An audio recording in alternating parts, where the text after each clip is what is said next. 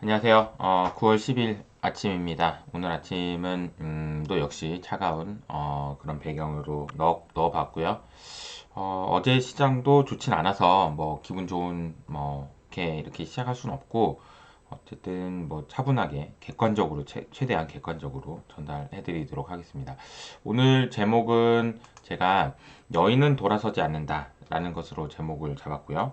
이분은 이제 라가르드, 왼쪽에 있는 분은 라가르드 총재고요.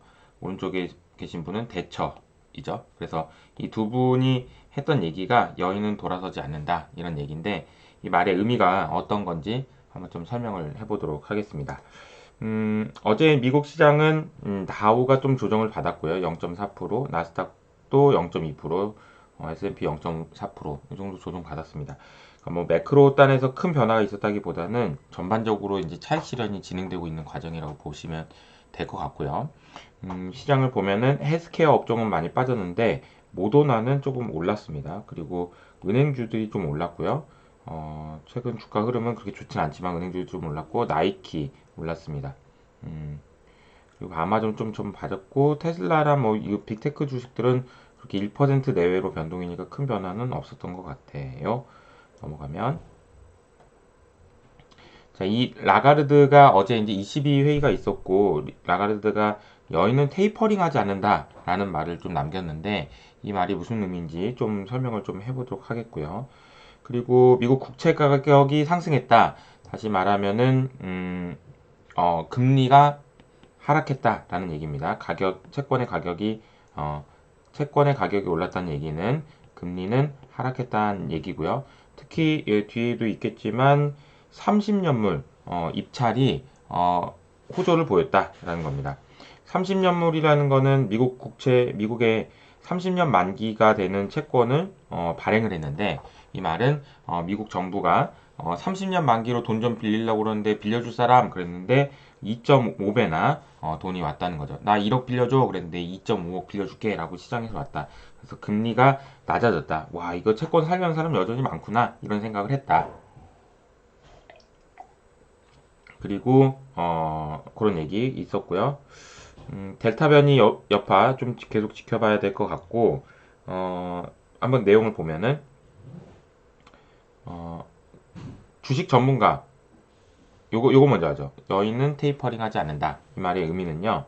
어, 채권 매입 속도를 어쨌든 줄였어요. 어제 줄였는데 줄이는 걸 보고 사람들은 야 이거 테이퍼링이다 라고 생각할 수 있는데 음, 테이퍼링은 아니다라는 말을 하기 위해서 쓰신 말이 뭐냐면은 여인은 테이퍼링 하지 않는다. The lady isn't tapering이라고 얘기를 했습니다. 이 말이 뭐냐면은 대처 총리가 영국의 총리가 1980년에 경제정책 야 이거 뒤집어라라고 얘기할 때 여인은 돌아서지 않는다. Lady is not for turning이라고 했던 말을 따왔다라는 얘기입니다. 그러니까 테이퍼링이 아니다라고 이야기하고 싶은 거죠. 그러니까 지금 제가 최근에도 여러 차례 22의 자산을 보여드렸는데 22의 자산이 이런 식으로 올라갔어요. 이제 올라가는 이유는 이거를 부스팅을 시켰던 것을 빼면서 이게 이렇게 되는 거지 테이퍼링은 아니다. 뭐 테이퍼링이라고 하면 이런 거죠. 음, 책 미국 연준을 기준으로 봤을 때 이렇게 올라가던 것이 이렇게 완만하게 돼서 이렇게 된다는 것을 정해놓고 하는 걸 테이퍼링이라고 한다면 22가 하는 거는 그냥 가속화됐던 건 좀 조정되는 거지 계속 가긴 간다 뭐 이런 얘기인 것 같아요. 그러니까 이거는 긴축은 아니다라는 얘기를 하고 싶었던 게 아닌가 생각이 들고요. 여러 가지 노이즈들 있지만 주식 말고 딱히 대안이 없다라는 것 때문에 주가가 상승세를 유지하고 있다라는 전망을 뉴욕 증시 전문가분들이 하고 있다라는 얘기입니다. 네, 그럼 이거 한번 보시면 좋을 것 같고요. 이거 보면은 라가르드 총재가 여기 계시고 뭐 이렇게 얘기하죠. 그리고 참 오래 하세요. 이분도 IMF 총재도 하시고 22 총재도 하시고 진짜 진짜 오래 하시는 것 같아요. 대처 총리는 나는 돌아서지 않는다. 레이디스 포 터닝 왜 이 말이 이제 이슈가 될지 모르겠지만 아무튼 이런 얘기를 하셨다라는 걸 말씀드렸고 그럼 이제 시장의 반응을 좀 잠깐 볼까요? 이제 시장의 반응은 이게 이제 일봉인데 유로화는 글쎄요 뭐 큰 변화가 없었습니다. 네. 뭐 연인이 돌아서든 말든 별로 관심 없는 것 같고요.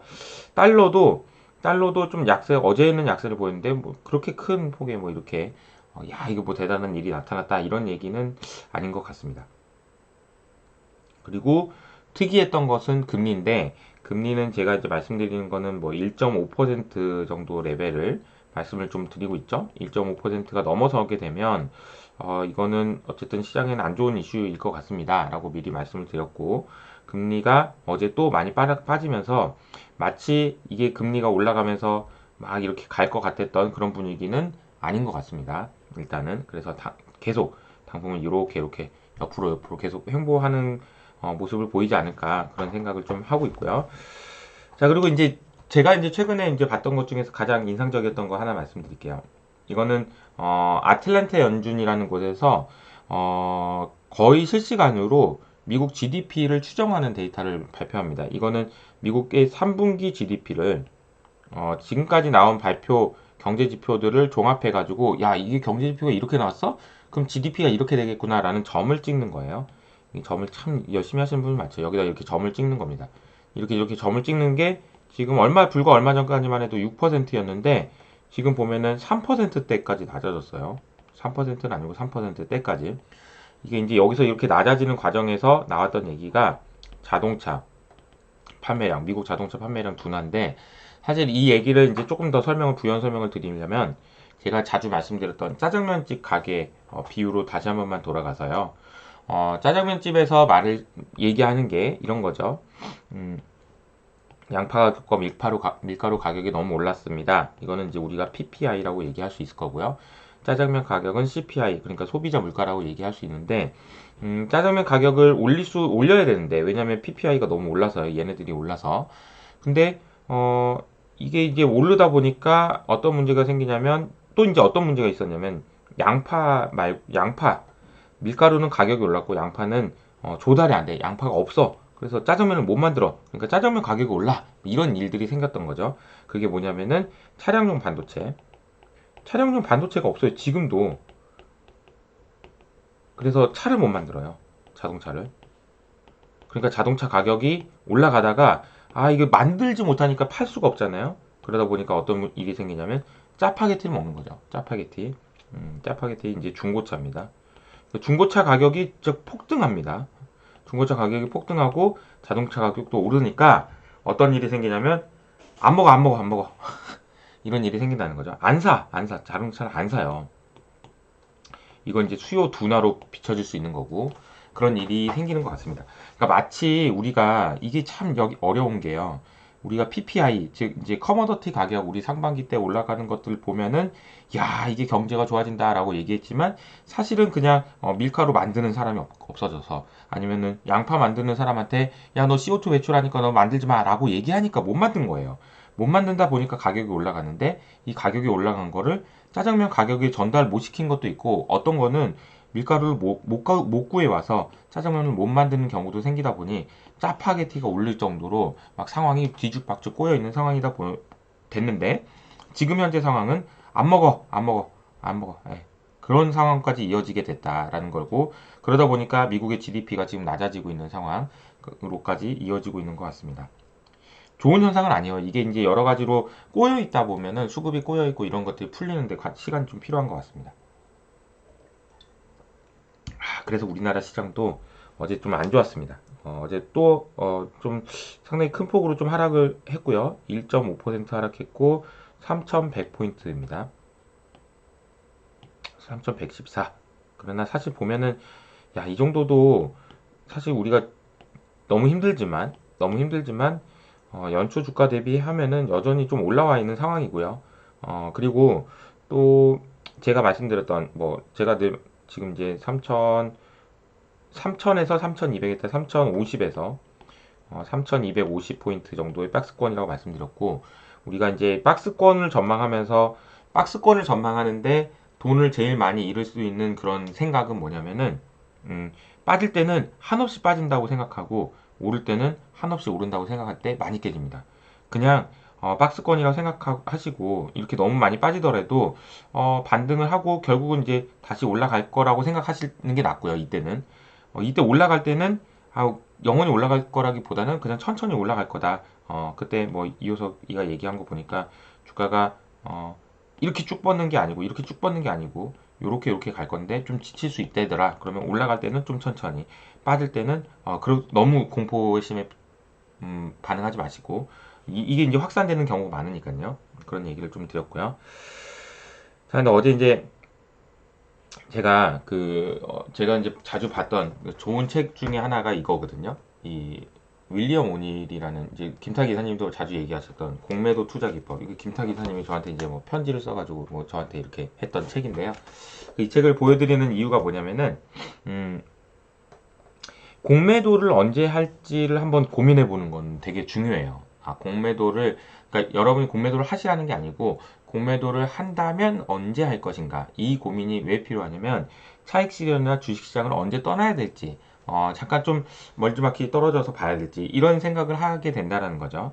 지금 현재 시장의 상황이 사실 이런 부분들을 고민하게 만드는 것은 분명한 것 같습니다. 제가 이제 이 말씀을 드리는 이유는, 오해하지 말으셔야 되는 게, 자, 이렇게 된다라는 것이 아니고 이렇게 생각하는 분들이 있을 겁니다 라고 말씀드리기 위함입니다. 자, 미국 고용 지표를 보고 저는 그렇게 생각하지 않지만 어떤 분들은 스태그플레이션에 대한 이야기를 할 것 같습니다 라고 말씀드렸죠.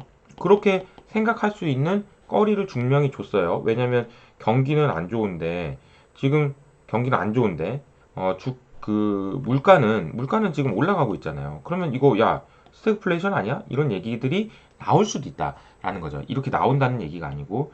자, 그리고 제가 오늘 말씀드리는 거는, 자, 자, 끝났다 라는 얘기가 나올 수 있는 그런 상황이라는 겁니다.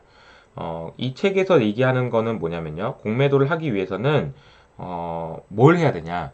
자, 주가가 이렇게 많이 오른 다음에 고점을 찍고 이렇게 빠진 다음에 올라가는 듯 못 올라가고 이렇게 있다가, 여기서 요렇게 이제 차트 책이니까 이렇게 해서 요때 쳐라. 요때 공매도를, 이때 거래량이 실리면 이렇게 빠질 때 요런 얘기를 했습니다. 그러면서 이제 이때 공매도를 뭘 해야 되냐? 강세장에서의 선도주들을 팔아라, 이런 얘기입니다. 그러니까 이제 더 이상 주도주들이 하락하면서 주도력을 잃어가고, 이때 시장까지 빠지면 그때 주스 팍. 아이씨, 무서운 얘기인데, 이 얘기를 왜 하냐면, 이런 생각을 하시는 분들이 분명히 있을 것 같아요, 지금. 왜냐면 네이버 카카오도 빠졌지, 시장도 비리비리하지, 주가 이렇게 넥라인 이렇게 걸치면은 빠질 수 있다. 이럴 가능성이 뭐 아예 없는 건 아니에요. 제가 뭐 차트를 보여드리면서도 말씀드렸던 게, 자, 이제 시장이 뭐 이렇게 내려갈 가능성은 지금은 없어요. 당장은 크지 않습니다라고 말씀드렸고, 옆으로 이제 옆으로 횡보, 이렇게. 그 이유도 여전히 뭐 이런 상황, 어려운 상황이라는 거 알지만 주식 말고 대안이 있나? 이런 생각도 좀 있고요. 그런 것 같습니다. 쉬운 상황은 아니지만 요렇게 될 수도 있다라는 생각도 여러분들 마음속에 가지고 있어야 되는 거예요. 대응 방안 중에서 하나로, 그런 생각을 좀 말씀을 좀 드리고요.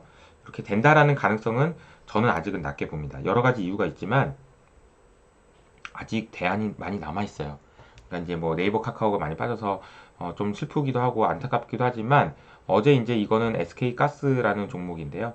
SK가스가 오른 이유는 뭐 수소차, 뭐 새로운 그런 성장 동력, 이거 관련돼서는 여전히 주식에 대한 선호도들이 있다. 그럼 살아 있다라는 거죠. 그러니까 어제 이제 김타 기사님도 3프로 TV에 또 나가셨던데, 타 기사님이 얘기하셨던 주도주가 빠지면 왜 시장이 빠지냐라는 말 때 말씀하시면서 도망갈 데가 없다라는 표현을 쓰셨는데, 이 말씀이 되게 좋은 말씀인 게, 주식 투자하는 사람 입장에서는 도망가고 싶거든요. 이게 빠지면 저기로 도망가고 싶고 저기로 도망가고 싶고. 근데 그게 세이프 헤븐, 제가 이제 그동안 말씀드렸던 건 이제 퀄리티인데, 이 퀄리티로 도망가고 싶은 심리가 여전히 있었던 거고, 지금은 최근에는 뭐 수소라든지, 제가 이제 뭐 얼마 전에 보고서 썼던, 아니면 이런 테마들이나 아니면은 그런 그 큰 그림에서 갈 수 있는 그쪽으로도 돈이 몰리고 있다라는 얘기는, 아직 시장이 뭐 죽었다 이렇게 보기는 이른 것 같아요. 그렇지만 좀 뭐 여러 가지 의견들 말씀을 좀 드리기 위해서 좀 설명을 드렸고요.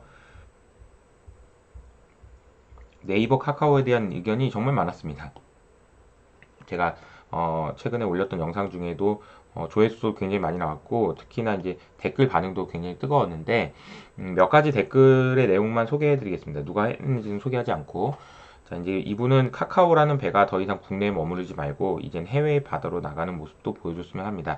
그러면 나도 투자를 해보려고요. 너무 좋은 접근이신 것 같습니다. 나는 해외에 투자하면, 해외에 나가서도 성공하면 그때는 이제 밸류에이션 높아질 거니까 투자를 하겠다, 이런 말씀도 해주셨고, 어떤 분들은 카카오가 없던 통신사들의 갑질, 카카오 택시가 없던 시절 택시 기사들의 갑질, 네이버 쇼핑이 없던 시절 중간 유통상들의 불합리한 마진. 이제 이 말씀이 되게 의미 있는 말씀인 것 같아요. 만약에 네이버 카카오가 만약에 없더라면 우리가 느끼는 지금 갑질, 왜 쟤네들 저래 라는 것이 없었나 생각해보면, 통신사들이 그 문자 서비스 하나 할 때마다 20원 30원씩 받았던 그때도 갑질이 있었고, 카카오 택시가 없었을 때는 택시 기사들이 밤에 뭐 기사 안 태우고 뭐 어디요 뭐 그러면은 정말 그런 거 많았잖아요. 뭐 언제나 사실은 세상을 살다 보면 이런 갑질이나 이런 것들 때문에 우리가 피해를 보는 게 있는데, 카카오가 이런 부분들을 없앤 것까지는 인정을, 부정적으로 보시는 분들도 냉정하게 인정을 해주셔야 되는 부분인 것 같아요. 그리고 네이버 쇼핑도 사실 이 쇼핑이 해가지고 플랫폼을 만들어서 다 먹는다 이 나쁜 놈들 이렇게 생각할 수도 있지만, 이 네이버 쇼핑이라는 플랫폼에 들어가서 장사하시는 분 얼마나 많은지 아십니까? 뭐 신사임당도 결국 그런 거잖아요. 그러니까 이제 그런 부분들도 분명히 있다. 항상 양만 있는 게 아니고 음도 있고, 음만 있는 게 아니고 양도 있다라는 생각을 좀 말씀을 좀 드리고요. 이거는 건전한 비판입니다. 건전한 비판인데 아마 네이버 카카오 주주분들 입장에서는 좀 듣기 거북한 얘기일 수 있지만, 이건 한번 소개해 드리려고 가져왔습니다. 자, 이게 이분의 생각은 맹목적으로 네이버 카카오를 믿으면서 사온 개인 주주가 너무 많다. 이 말에 대해서는 뭐 부정할 수는 없는 것 같습니다. 그냥 네이버 카카오 계속 가겠지. 그냥 저도 그런 식으로 이제 그런 부분에 일조한 사람 중에 한 명이기 때문에 드릴 말씀은 없지만, 이 부분이 있는 것 같습니다. 그리고 또 하나는 정부 규제는 앞으로 더 나올 거다. 저는 이 부분에 대해서는 그렇게 생각하진 않아요. 저는 이 부분은 좀 반대합니다. 왜냐하면 중국과 우리나라는 뭐 중국 따라간다 뭐 이런 얘기도 있지만 달라요. 저는 다르다고 생각합니다. 그래서 중국 정부 규제가 앞으로 더 나온다라고 생각하는 것, 물론 그럴 수 있죠. 말은 그렇게 할 수 있고 실제로 그럴 수도 있지만, 가능성은 좀 제한적이라고 봅니다. 그래서 네이버 카카오에 대해서도 지금 어제도 카카오가 많이 빠졌지만 중장기적으로는 아직 끝나지 않았다라고 말씀드리고 있는 거고요. 그리고 카카오는 여론까지 최악인 상황이다. 지금 이제 여론도 좋지 않은 것 같아요. 어제 저의 댓글에도 완전히 좋은 얘기들만 있었던 건 아니고 카카오에 대한 부정적인 의견도 분명히 있는 것 같습니다. 그 부분을 잘 극복하셔야 되는 것 같고요. 그리고 좀 의미심장한 얘기를 하셨는데, 상반기에 삼성전자로 막 몰려가지고 상반기 내내 삼성전자 주주가 힘들었던 것처럼 하반기에는 플랫폼을 들고 있는 사람이 힘들 거다, 이런 얘기를 하셨는데, 글쎄요, 뭐 이럴 가능성도 있죠. 보면은 워낙 많이 올랐으니까, 많이 올랐으니까 재미없고 줄줄줄줄 흘러내리는 그런 그림을 보일 수도 있을 것 같습니다. 뭐 인정하고요. 그럴 가능성도 있다라는 걸 생각하시면서, 그래도 길게 투자하실 분은 투자하시고, 아니면은 나 재미없대, 속도가 줄어드는 것도 난 싫어, 난 딴 데 갈 거야, 난 수소 갈 거야 하시는 분들은 또 가시고, 이렇게 하시면 될 것 같아요. 마지막으로 이거 하나만 말씀드리고 마무리하도록 할게요. 이제 이분의 질문은 또 이거였습니다. 카카오와 네이버의 가장 큰 문제는 해외에서 돈을 벌 확률이 거의 제로인 것 같습니다. 라고 말을 했는데요. 이 얘기는 다시 말하면, 야, 해외에서도 돈 못 벌고 국내에서만 이거 다 뺏어가는 게 이게 뭐냐? 이 회사가 뭐냐? 삼성전자는 해외 나가서 돈 벌잖아. 이렇게 얘기를 하시는 것 같아요. 근데 제가 이제 답글을 달아들었거든요. 이렇게 답글을 달아들었습니다. 국내 시장을 해외 기업에 다 뺏기는 걸 막고 있다고 봐야 되지 않을까요? 네. 저의 생각은 이겁니다. 지금 만약에 네이버 카카오가 없다면 해외 기업이 국내 시장을 다 먹을 거예요. 그렇게 될 수 있는 거를 막아 이렇게 하고 있는, 버티고 있는 그런 모습으로 생각해야 되지 않을까. 야, 너 네이버 카카오 니네는 왜 지금 해외로 나가서 돈 벌어와, 이게 아니고, 사실은 가만히 있으면 구글이 와서 다 먹고 뭐가 와서 다 먹는 거를 막고 있는 거예요. 예.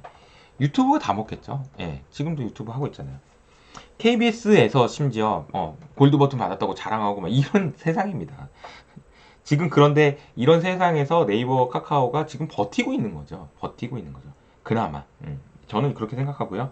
그렇게 생각하는 이유가 보면은 점유율입니다. 전 세계 점유율. 구글 87%예요. 이런 걸 독과점이라고 하는 거죠. 이런 걸 독과점.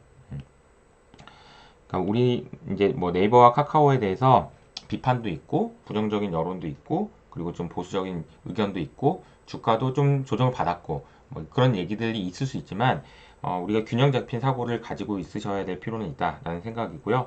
여전히 제가 말씀드리는 이제 무형자산 그리고 이제 플랫폼의 가치는 어, 이런 것 같아요. 이렇게도 갈 수는 있지만 다시 이렇게 간다라고 생각합니다. 이게 이제 규제 때문에 가더라도 이게 위로 올라가려는 힘은 어제도 말씀드렸지만 여러 가지 다른 사회적인 요인들이나 이런 것들도 같이 있기 때문에 갑니다. 그리고 만약에 이게 정말 끝난다면 시장도 다 같이 끝나는 거예요. 이게 다 같이 끝나는 거라고 봅니다. 그래서 시장이 아직 끝나지 않았다라고 보면 다시 간다라고 보는 게 맞는 것 같고요.